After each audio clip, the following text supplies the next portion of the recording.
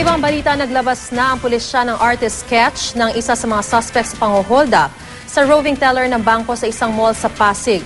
Resulta raw yan ang pinalinaw na kuha ng CCTV sa panloloob. Saksi si JP Soriano.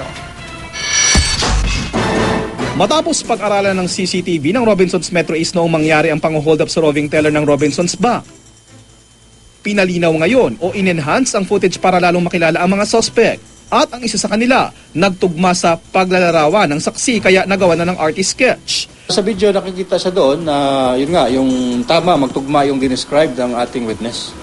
Doon sa video, sa kulay ng damit, no? At saka yung shorts, at saka yung yung nakita doon na may caliber 45 siya nung palabas na. Palabas na yon, nung nakita na yung barel. Pero nang papasok siya, hindi nakikita. Napalinaw rin ang imahe ng isa pang suspect, kaya posible na rin itong magawa ng artist sketch sa lalong madaling panahon. Hindi pa naman malinaw kung anong itsura ng suspect ding ito na nakunang bumili ng tubig sa supermarket bago nagpunta sa lugar ng krimen.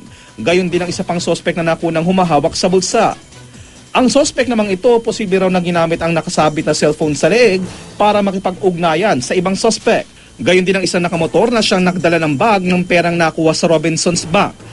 Bukod sa CCTV, malaking tulong din daw sa investigasyon ng pagkakarecover sa inabandonan nilang getaway vehicle. Nakausap na ng Pasig Police ang dating may-ari na nagbenta nito sa mga suspect. Yung last na bumili, ito nga yung ang dalawa sa mga suspects natin na kung saan ay nung mabilisan ang bilihan nito at ang pagkasabi, kaya daw sila bumili na gano'n at hindi na nila kinailangan ng deed of sale. May lead na rin daw ang pulisya sa kung anong grupo ang mga nango-hold up. Pero di pa raw nila masabi kung may kaugnayan ito sa iba pang grupong pumupuntirya rin ng mga mall. Gayunman, may pagkakatulad daw ang estilo ng mga grupo. Ang kasamahan nito ay nakahawak halos sila lahat sa bulsa nila na ibig sabihin dahil sa bigat ng baril kailangan hawakan. Hindi pa rin malinaw hanggang ngayon kung paano naipasok sa mall ang mga baril ng mga suspect. Gayunman, patuloy ang investigasyon sa isa sa mga mall guard na nakunan sa CCTV na binuksan ang mga pinto ilang minuto bago naglabasan doon ang mga suspect. Naka-open na yung buong pinto, maluwag na yung tumakbo at dumaan doon ng mga suspect natin.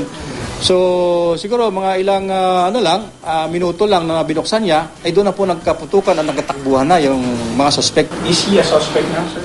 Hindi pa sa ngayon kasi yun pang natin at siguro i-subject pa natin sa ng polygraph test. Ako si JP Soriano, ang inyong saksi.